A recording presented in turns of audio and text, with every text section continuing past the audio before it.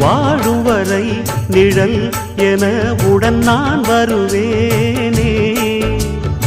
ஏழ் பிறப்பும் உயிர் துணை உனை நான் பிரியேனே.